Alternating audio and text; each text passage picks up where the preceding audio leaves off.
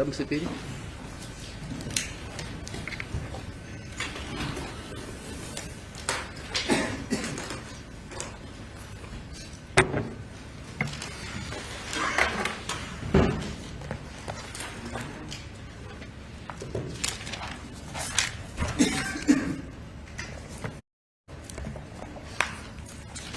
Thank you, my lord. I'm indebted to the court.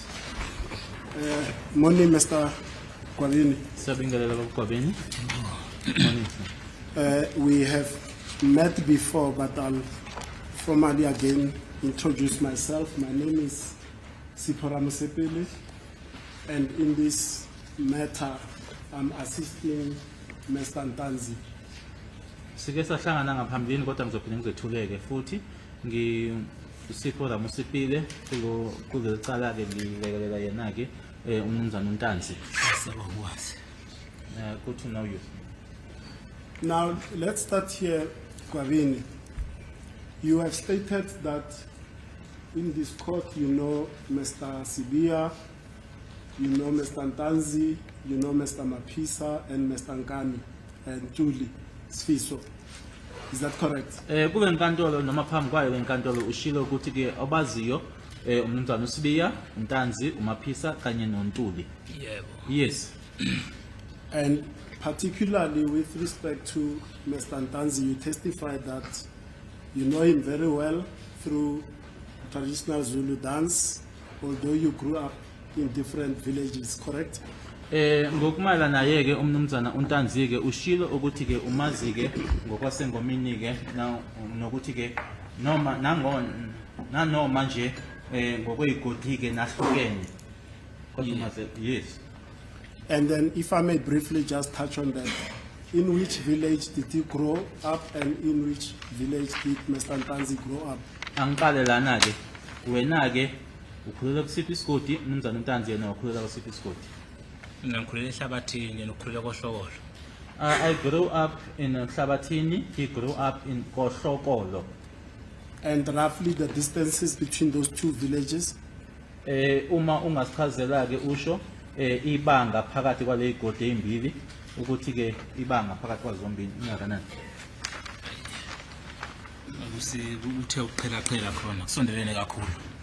It's quite a distance away from each other. It's not that close. Now, how old were you when you first met or encountered Mr. Ntanzi? Uma ngabe wawuqala noma uqala nga ukuthi uhlangane naye ke uNtanzi wawuneminyaka emingaki wena? Ngicabanga ngisasifunda 1 2 abathi nganginawo 12 years. I think we were in standard 1 or 2. I think I was about 12 years. So what you are saying, you also attended school with him, primary school with him? Okushoyo ukuthi nasesikoleni nike nafunda ndawonye? Asifundanga ndawonye ikole bekhona ukuthi makusuwe singapha sodlala ibhola ngapha kusuwe singapha sodlala ibhola ngapha. Not that we attended the same school, but schools would come together during sports activities when this school would be visiting the other school for football, and that school will go to the other school for football as well. Now, for approximately how many years now have you known Mr. Ntanzi? Kumanje nje ngathi iminyaka emingaki umazi umnumzana uNtanzi? Ayimningi. Quite a lot. Okay. Would you say over 10 years? Indlulile ku-10? Yeah, indlulile. More than 10 years. Now, how would you describe the nature of your relationship with Mr. Ntanzi? Is he your friend, your acquaintance, or something else? Ubudlelwane ke ungachaza kanjani phakathi kwakho nomnumzana uNtanzi? Umngani wakho, umuntu ojwayelene naye noma okunye nje? Umfana nje ngijwayelene naye obesidibana nje engomeni sidlala naye ingoma. It's just a guy that I am used to because we would come together for the traditional dance. And outside of the traditional dance groups and dancing gatherings, did you personally socialize with Mr. Ntanzi? Ngaphandle kokuthi ke nihlangane engomeni bekuba umuntu ke ubuhlala naye ngaphandle kwengoma uhlale naye nijabulise ndawonye. hayi bekwethukela nje ngoba makuthiwa sihlezi ndawonye nakhona soxa ngengoma ukuthi ingoma eyikuthi buyadidlala endaweni eyikuthi sekulokho kuhlala kwesikhashana lencema seyahamba yangakubona. It would something that would just happen, that you would come together and also then discuss the issue of the Zulu traditional dance, that it would be at such and such a place or it was at such place, and then we would part ways. And did you know anything about Bongani Ntanzi's personal life? For example, where he lived in 2014, where he worked in 2014, or perhaps the people that he associated with in 2014? Kukhona yini obukwazi ngaye asithi ke mhlasimbe ukuthi ngo2014 ebehlala kuphi, ngo2014 ebesebenza kuphi, ngo2014 wobani abantu ebehamba nabo noma abantu ebehlala nabo? Engaphawula nje abafana abakwaTanzi bakhulile ngabafana basemzini owodwa bebaningi. Mhlawumbe makusuke lo yedwa eza kuwe ugcina ngathi uyasondela kuye, kodwa abafana abakwaTanzi bakhule besebenzela kwemayini thina emayini asazi. What I can say or comment about the Ntanzi guys is that they grew up in one house. There were quite a number of them, and they were a close knit. If it happened that you would be one of them would come to you, then you would be close with that one. And also the Ntanzi guys are people that worked in the mines. We are not familiar with mines. Okay, but in 2014, you wouldn't know where he was working and where he was staying or residing. Kodwa ke ungeke wazi ukuthi ngo2014 wayesebenza kuphi, ngo2014 wayehlala kuphi? Cha lapha. No, I wouldn't know. And in the period you've known him since primary school, have you kept telephonic contact with him? Kulesikhathi ke omazi ngaso ukusukela ke nisafunda ke esikoleni, ingaba bekukhona yini ukuxhumana phakathi kwethu ngocingo? Hayi ngisho singaka sesiqedile nje ukufunda benakho ukufona mhlawumbe ngitshela ukuthi kanje ukuthi beyindoda ebehlala ngapha emayini, mfana behlala emayini masiye emakhaya. Uyangitshela ukuthi hayi ingoma isefalaza or ingoma isetla nophenyana. It would happen that he would contact me because he was working at the mine. Then when we were going home, he would contact me and tell me that the Zulu traditional dance or the traditional dance would be at Falaza, enye indawo or Nhlano Phenyane. Okay. And did Bonga, sorry, before I go there, in 2014, were you residing at Basotho Hostel in Vosloorus? Ngo2014 wawuhlala khona eBasotho Hostel eVosloorus? Mina ngihlala khona. Yes, I was residing there. Did Bongani Ntanzi know that you were staying at Basotho Hostel in Vosloorus in 2014? Ebekwazi lokho uBongani Ntanzi ukuthi wena uhlala eBasotho Hostel eVosloorus? Angazi ngisho endlini ekakhombe ehlo usuke nayo imada kakhombe endlini. No, he doesn't know. Even if you were to ask him to go and point out where I'm staying, he wouldn't be able to. Okay, you have anticipated what was going to be my next question, that has Bongani Ntanzi ever visited you at the hostel since you've known him at Basotho Hostel? Usuphendulile kumbuzo obuzolandelayo ngoba bengizokubuza ukuthi useke waya yini eBasotho Hostel la uhlala khona eNtanzi. Okay, now I'll because of the nature of how your testimony came about, I'll keep on jumping from one aspect to the other. Now let's touch on the events of the 26th of October 2014 that Constable Zungu has testified about in this court. Ngizothi ngilana ke ngibe lapha yana ke ngenxa ke yokufakazi ke obethulile phambi kwale nkantolo. Njengamanje ke asiye kuloko kwenzeka nge26 October 2014 lokho ke ethula ubufakazi ngabo uConstable Zungu la enkantolo. And for the sake of brevity, I'm not going to repeat and regurgitate what Mr. Mnisi, Advocate Mnisi, has taken you through the evidence in chief of Constable Zungu. Angizuphinda ke lokho ebese khulumile ke nawe uAdvocate Mnisi malana ubufakazi bakhe uConstable Zungu. On the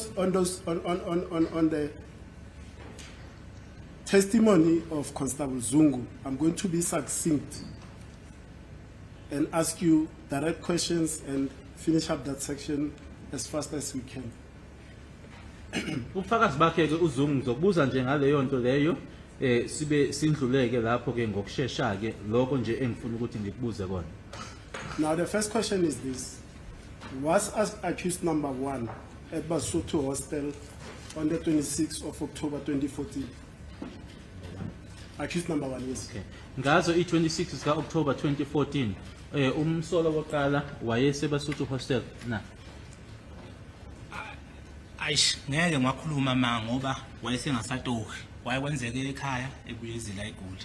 I wouldn't be able to, I won't tell lies when it comes to that, because by that time he was not gainfully employed or he was not working, so he would go home or he would be home and he would be here in Gauteng.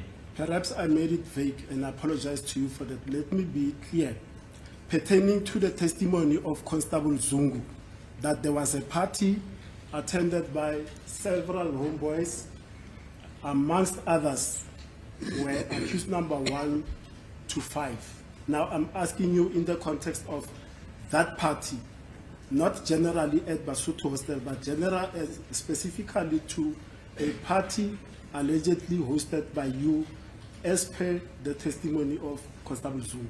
Mhlambe ke ukuthi nje angikubekanga kwacaca ke lokho angibuza kanjena ke lo mbuzo ngibuza ke ngenxa ke yobufakazi bakhe uConstable Zungu ukuthi ke ngalo ilanga lelana la nge-26 October 2014 lapha yana ke nanihleli kumnandi ke nijabulile kune party eyayikhona ke futhi ke kunaba asithi ke lokho sibiza ukuthi ke abakhaya abantu ababuya ndawonye ukuthi kwakunaleyo party. So ngibuza ke phansi kwaloko ke ukuthi wayekhona yini umsolo woqala eBasotho Hostel ngazo i26 zika October 2014 kuloko kwashiwa uZungu. Awunamanga. No, it's telling lies. Was accused number 2 present at the party as alleged by Constable Zungu? Ingabe umsolo wesibili wayekhona yini kwiparty leyo nanjengoba eshilo uConstable Zungu? Awunamanga. No, it's telling lies. Was accused number 3, Mr. Mncube, present on the 26th of October 2014 at the party as testified to by Constable Zungu? Umsolo wesithathu umnumzana uMncobe wayekhona yini kuleyo party leyo nge-26 October 2014 nanjengoba uZungu asho? Awunamanga. No, it's telling lies. Was accused number 4, Mr. Mapisa, present at that party on the 26th of October 2014? Wayekhona yini umnumzana uMaphisa kuleyo party ngazo i26 October 2014? Unamanga. It's telling lies. Was accused number 5, Mr. Ntuli, present at that party on the 26th of October 2014? Wayekhona yini umnumzana uNtuli kuleyo party ngazo i26 October 2014? Awunamanga. No, he's telling lies. Now, you've testified. In fact, let me finish this point up because I said I'll be up and down, but let me be structured. Still on Constable Zungu's testimony, I'm just going to put through you the key points, and I'll need your response. And on that again, I'm going to be very brief. Okay. Now, did Constable Zungu, on the 26th of October 2014, contact you to come to Basotho Hostel because he was hosting a gathering of the homeboys that will include accused 1 to 5? Did he call you? That's what, because he was hosting. Yes, let me rephrase, Dr. Jonas.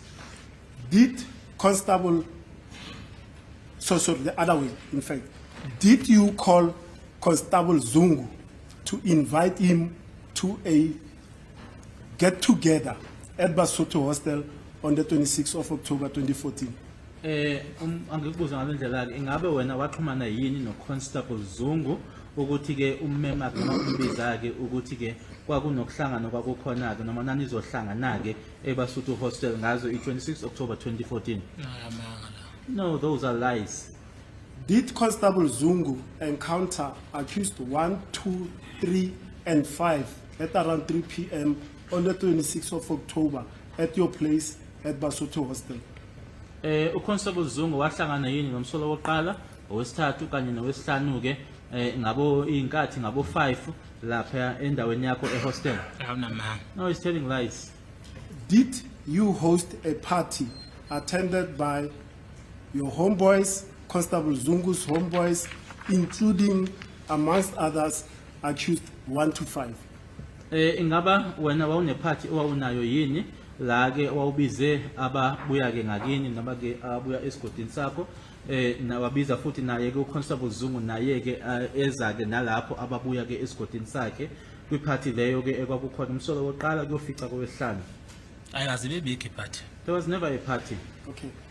Did Constable Zungu, according to his testimony, because it's his testimony, did he, upon arrival at Basotho Hostel, hand his Z88 9mm service pistol to you for safekeeping in your room?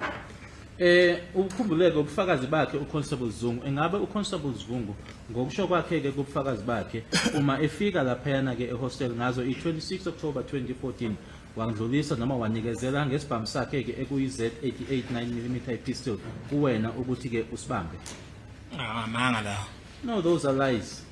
Did Constable Zungu, upon his arrival at some time later, after giving you the firearm, then hand over to you the car keys of a police vehicle that he had arrived with at Basotho Hostel on the 26th of October 2014? Ingabe emuva kokuthi uConstable Zungu efikile lapho wakunikezela noma wandlulisela yini ikhiya zemoto ekuyimoto yamaphoyisa ke ayehamba ngayo ngalelo langa lelo? Ayamanga. No, those are lies. Were you at some point that afternoon approached by a particular person requesting you for Constable Zungu to move his vehicle because he was parking in accused number 5 who wanted to leave? Ingabe kunomuntu yini ngalelo langa lelo oweza kuwena ke ukuthi ke ucele uConstable Zungu ukuthi ke asuse imoto yakhe ngoba ke imoto yakhe yayivalele imoto amsola wesihlanu? Uqamba amanga. He's telling lies. Now, did you sometime later in the evening see an exchange of firearms allegedly in possession of accused number 1 and number 3 in your room? On the Ingaba 26th ke of October. sephambe isikhathi ke ngalelo langa lelo lazo i26 October 2014 wabona yini ukushintshiswa ke kwezibhamu noma ke ungidluliswa kwezibhamu ke phakathi komsala wokuqala nowesithathu bendlulisela lezo izibhamu lezo kuwena? Hayi unamanga. No, he's telling lies. Did you, at that time, again, I'm going through now Mafika Ntanzi, accused number 2 here in. Did you see Mafika Ntanzi wearing a black hoodie and at some time later in your kitchen area changing that hoodie to a grey one? Ingabe ngalelo langa yini wambona uMafika Ntanzi egqoke ke lokho kunesigqoko okubizwa ngokuthi ke ihoodie eyimnyama kwase kuthi kamuva ke eyishintsha leyo egqoka egrey? Ayamanga la. No, those are lies. Did you see accused number 1, Mr. Sibia, taking off a t-shirt, swirling it around over his head, holding a bottle of alcohol and announcing to the party attendees that, have you heard, Senzo Meyiwa is no more? Ingabe wambona yini umsolo wokuqala Sibiya khipha ke iskipa ke iskipa leso ke esijikelesayo la ngaphezulu ke nazi noma ke phezulu ekhanda lakhe ngapha ke ebambe ke utshwala esho ke kulabo ababe khona lapho ukuthi senizwile yini ukuthi uSenzo Meyiwa akasekho? Amanga. Those are lies. Okay. That's how far, because I was just taking you through the gist of what Constable Zungu testified about in this court relating to your place, which is at Basotho Hostel, and the alleged involvement of the 5 gentlemen before court. Ingayiloko ke mfisa ukubuza ngako ke mayelana nabo ke ubufakazi bakhe uConstable Zungu ngoba yiloko akusho ke la enkantolo ke ukuthi kwenzeka lapha yana ehostel. Now, Constable Zungu says at this party, amongst the 5, including the 5 accused persons, there were several homeboys, I'm assuming from KwaZulu-Natal. Do you know who these homeboys are? That you will know, that Constable Zungu will also know. Ubufakazi bakhe ke uConstable uZungu ushilo ukuthi ke ngaphandle kwabo abasola labo bahlanu kwakukhona ke nabanye ke ababebuya ke nabo emakhaya noma ke ongathi ke omkhaya ke uyazi ukuthi obani labo ayekhuluma ngabo noma ayebasho ukuthi nabo ke babebuya emuva ekhaya la ngiqhamuka khona. Angibazi. No, I don't know them. And would you consider accused 1 to 5, through your knowledge of, let's exclude Mr. Ngube that you say you don't know, would you consider Mr. Sibia, Mr. Ntanzi, Mr. Mapisa, Mr. Ntuli as the homeboys of Constable Zungu? Simkhiphe ke umsolo wesithathu oshilo ke ukuthi awumazi. Kodwa ke uma saqala kuSibia, uNtanzi, uMaphisa kanye ke noMntuli, ungathi uma ubasho noma ubachaza ke ukuthi ke abakhaya bakhe ke uConstable Zungu noma babuya indawo isigodi esodwa. Hayi, ababuyi isigodi esodwa. No, they are not homeboys. Okay. Let me move in, although this is not directly related to the 26th of October and the matters that this court is seized to determine, but you've testified about that, then I'll touch on that. You've testified about being arrested and you were coming from home. Lucia called you that police officers are looking for you. You arrive on a Monday and during the night you are arrested. You remember that aspect of your testimony? Angikubuze ke lokho noma ke njenga nanoma ke kungasibona ke ukuhlangene nalokho inkantolo ekufanele egcineni ke ukuthi ithathe isinqumo ngakho. Kodwa ke kufakazi bakho ushilo ukuthi ke wawubuya ekhaya noma ubuya emakhaya wase ke umuzi eqhumana nawe ukutshela ke ukuthi amaphoyisa ayakufuna wase ufika ke ngalelo langa ufika ngalo ebusuku waboshwa. Uyakhumbula usho kanjalo? Yebo. Yes. In fact, before we go there, sorry for jumping up and down, Gwabini. Let me finalize this aspect of the 26th, the party and all of that, because throughout your testimony, this event of the 26th of October 2014 at Basotho Hostel, as testified to by Constable Zungu, did not happen, correct? Kubufakazi bakho nje uyasho nje ukuthi konke lokhu bange-26 ka-October 2014 ethule ubufakazi ngako uConstable Zungu wena uyasho ukuthi akaze kwenzeke. Amanga. It's lies. Now, exactly that, is it, and correct me if I'm wrong, is it your testimony that this testimony of Constable Zungu pertaining you hosting the party on the 26th of October, attended by several homeboys, including accused 1 to 5, is completely fabricated? Is that how I should understand your answer?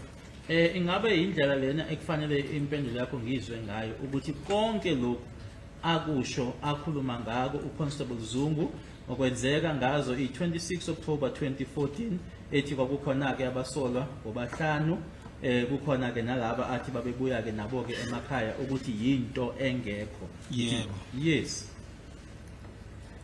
And you reject every aspect of his testimony pertaining to this incident of the 26th of October, correct? Ukuthi konke nje akusho noma kushilo mayelana nalelanga leli noma leli langa langa i-26 October 2014 yinto nje oyiphikisayo leyo. Yebo, engamanga. Yes, which is lies. Now let's come to the incident of your arrest.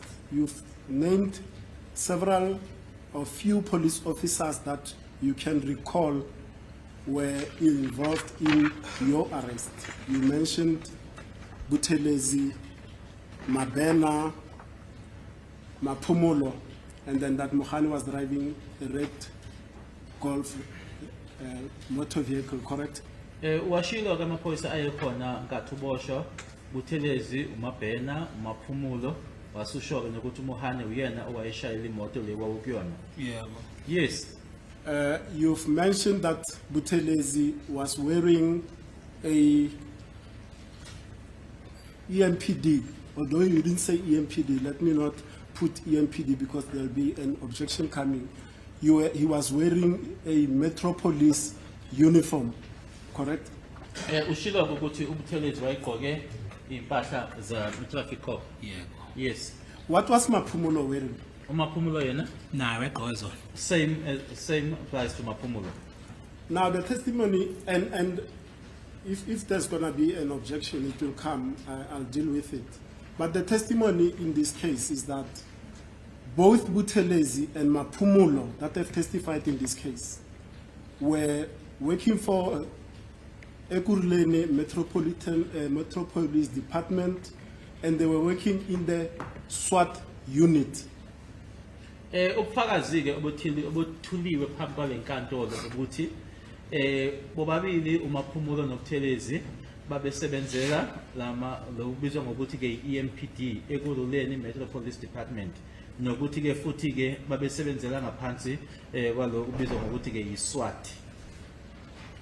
Now, this SWAT unit was assisting the investigating team in this case. That is, they were assisting Brigadier Gininda as the head of the cold case unit in whatever function they were required to assist. I can't limit myself because I don't know the roles that they were playing. Okushiwo ke noma ubufakazi ke buthi ke leyo SWAT ke ababekwenza kwakulekelela ke oyinhloko noma ke ohola ke ithimba labaphenyi kulona ke icala leli angifuni ke ukuthi ngikusho ke ngoba angazi ukuthi babelekelela kuphi, kodwa ke kuloko ababekwenza babesilekelela noma besizwa yiyona ke le SWAT unit le uMaphumulo noButhelezi ababesebenza ngaphansi kwayo. Now, the gist of my question pertains to this uniform because apparently the SWAT unit wore specific gear over and above the uniform. It was never described, but they looked more militarized, if I may use that term, although it's not evidence, it's my term. They looked more militarized because they were the SWAT unit as distinct to normal Metropolis officers. Were they wearing any distinct uniform according to you? Ngoba ke nanjengoba bekushiwo ke noma ke ubufakazi buholiwe ke la inkantolo ukuthi ke yona ke iSWAT lena ke abagqoki ke ngokwenjwayelo ke noma ngokwakujwayelekile ke la kwa traffic cop agqokayo ke ngoba bona ke ngendlela abagqoka ngayo ke indlela nje eyodwa ke ekhethekile uzathi ke uba ngathi ke abomkhosi uthi ke akusibona ubufakazi lobo, kodwa ke uyinto ekhulunywa uyena baba uRamusipile ngokwendlela abagqoka ngayo, kodwa hayi ukuthi bafaka iuniform lena yama traffic cop. Okay. So what were they wearing? Were they wearing ordinary uniform or the SWAT gear? Manje ke babegqokini babefake ke iuniform le yama traffic cop noma ke babefake zona impa noma ke lokho ogqokwa yiwona ama SWAT. PWD. UNPD. Is it written PWD at the back? I'm not sure what is written. Angazi ukuthi I'm kubhalweni. not sure what is written. Yeah, whatever. Okay. And then let's move on. You've testified about the assaults that you endured at the hands of these police officers at several places. It's on record. I'm not going to regurgitate that again. Ushilo ke ngendlela oshayo ngayo angeke kuphindeke lokho ubusuyichazile. Now, you testified that you at some stage meet Sergeant Mohola, Brigadier Gininda, and you are taken at some place for the purposes of a statement being obtained from you. You recall that evidence? Ubufakazi bakho ushilo ke ukuthi kunala owahanjiswa khona ke wahlangana khona ke no Brigadier Gininda kanye naye ke uMukhula lokho ke kuyothathwa ke istatement kuwena, uyakhumbula usho kanjalo? Yebo. Yes. Now, after that statement is obtained, that has been touched by my learned colleague, Advocate Minisi, so I'm not touching again. After that statement is made, you say and you testify that Sergeant Mohola then took out a cell phone and showed you a photograph and requested you to identify it. Do you recall that evidence? Ushilo ukuthi emuva kokuthi kwenziwe leso statement leso uSergeant Mohola wakhipha ke umakhalekhukhwini waba esenesithombe ke lapha kutshengisa khona akutshengisa sona. Yebo. Yes. just for clarity's sake, the place where you were taken to, remember you've been to Primrose SAPS, you've been to Phosphorus SAPS. Was it at one of those two places or somewhere else? Ubusushilo ke ukuthi ke kwezinye zeindawo owathiwa kuzona ke kwakuse police station yase Primrose kwakuse police station yase Phosphorus, ingabe kwakuyenye yazo noma ke bakhambisa kwenye nje indawo? Hayi kwakuyena yazo. It Kwangeyodwa yakhona. one of them, okay. It was one of them. Okay. Now you look at that photo and then you identify the person and you say to Sergeant Bohola, this is Mafika Ntanzi, correct? Uthi ke wabe usuyasibona ke isithombe leso washo kuyena ke uSergeant Mokhulu ukuthi lo uMafika Ntanzi. Yebo. Yes. What was Sergeant Mohola's reaction upon you identify the person depicted in that picture as Bongani Ntanzi? Wabe sethini ke yena manje ke uMokhula uma usho wena kuyena ukuthi lo muntu sesithombeni uMafika Ntanzi? Bathi bayamdinga naye. She said they need him as well. Did she clarify why were they seeking or looking out for Mr. Ntanzi? Ingabe wasisho izathu sokuthi bamdingelana? Hayi akaze sisho. No, she never mentioned it.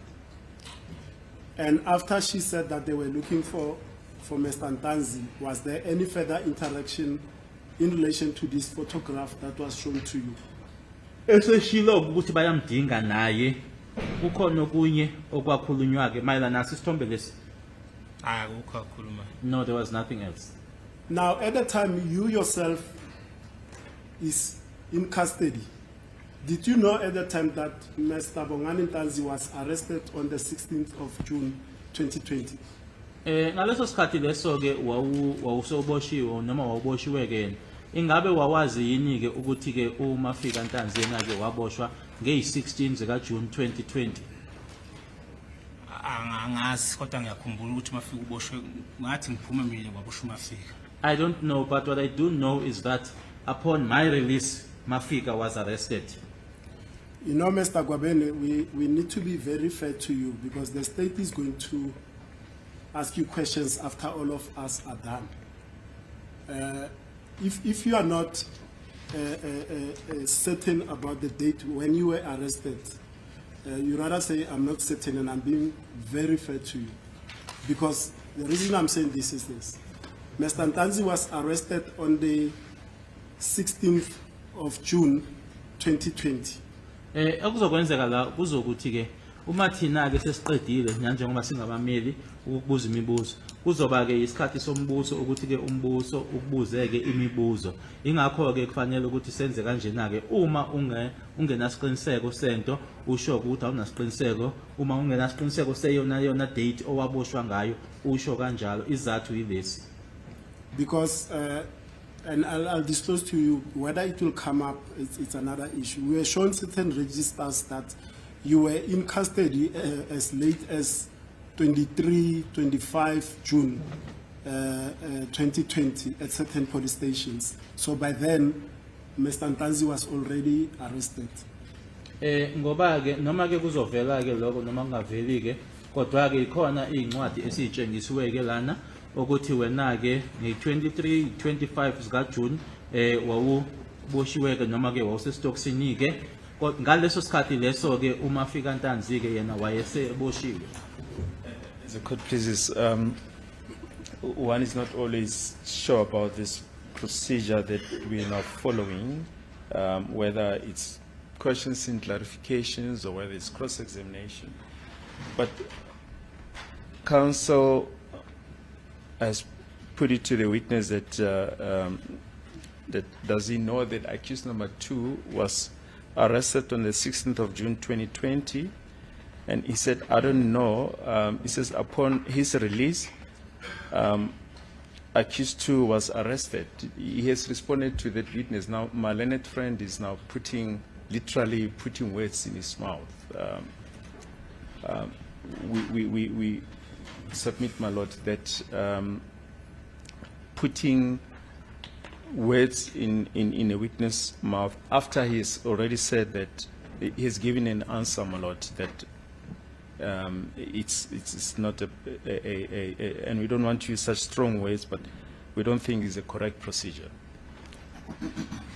As a court pleases, my lord. My lord, I'm not in a fighting mood today. I'll stand by the answer that is proffered. These frivolous objections, I abide by this objection, my lord. I'll stand by the answer.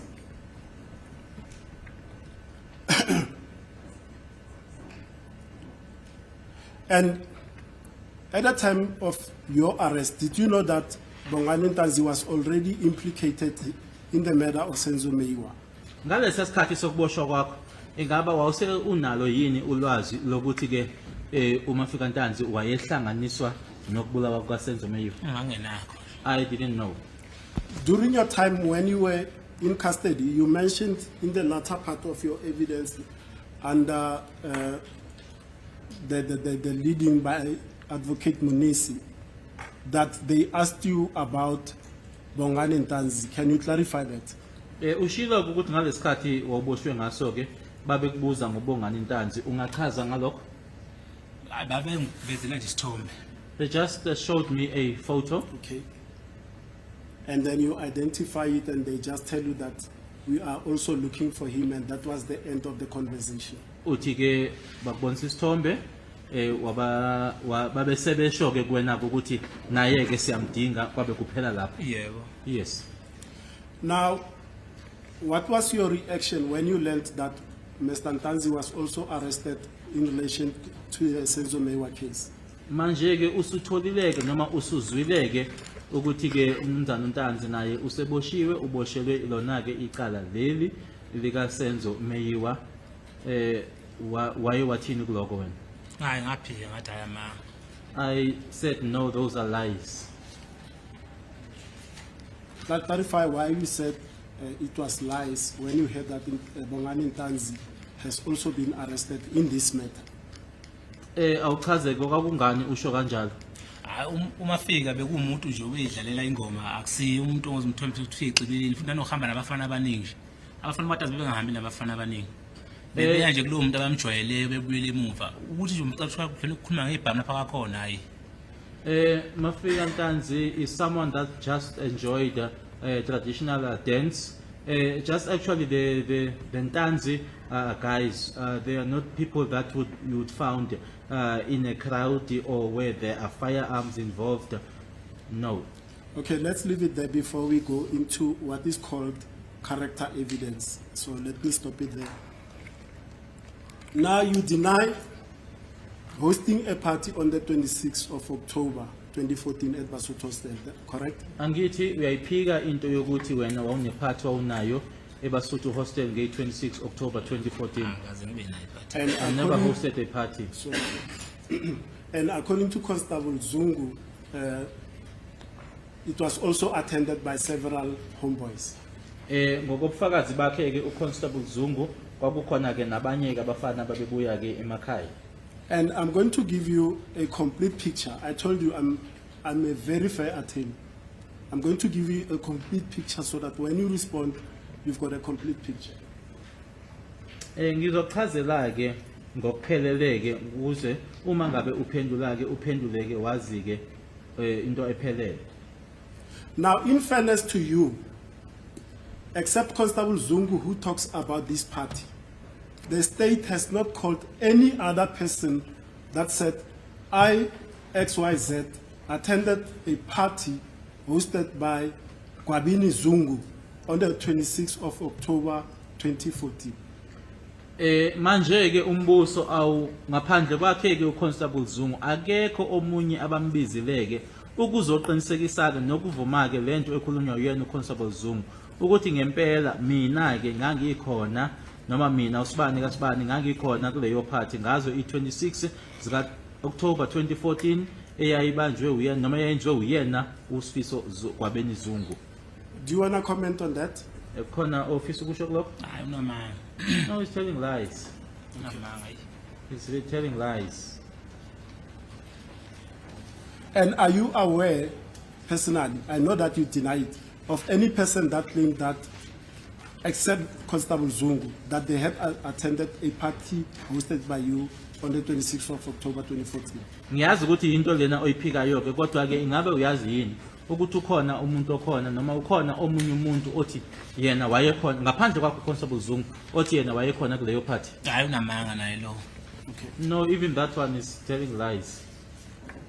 Now, let me move to another aspect. I'm not going to belabor these points. These are points that I'll argue later at the close of the of the entire case.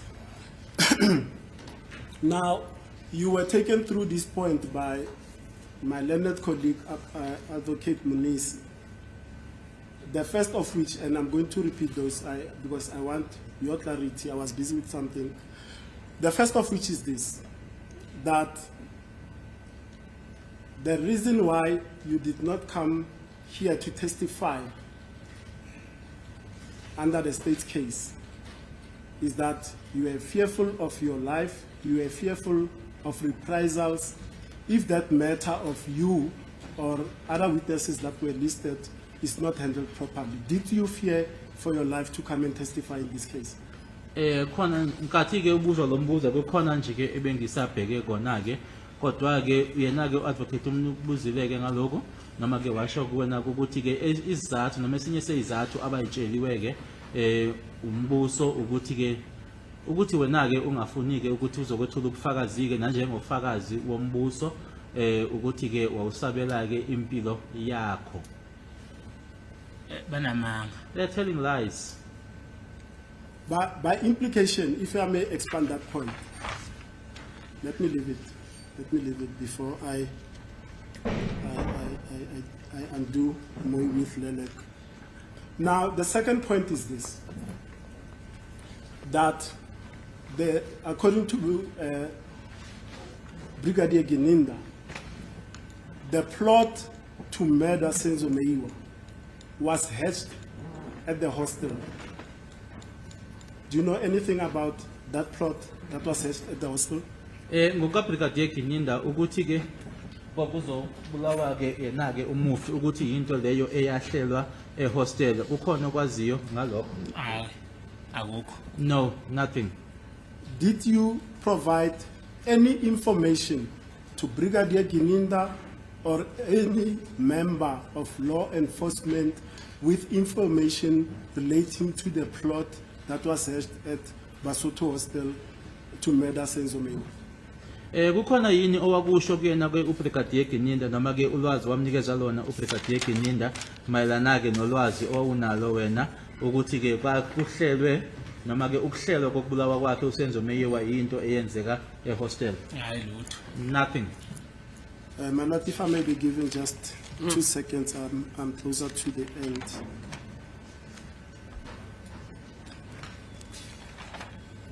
My lord, if I may consult accused number 2 now.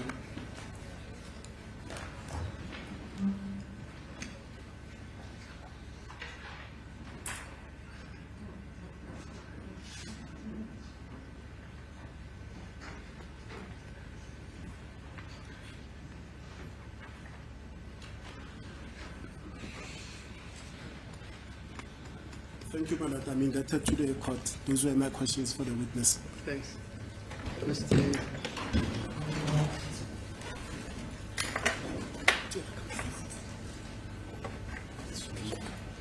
My lord, I see that it's five minutes to 1. The state is a timekeeper. Maybe we can request from Advocate Baloyi that we adjourn for lunch. Yes, thank you. 2 o'clock, is it? So we are on 2.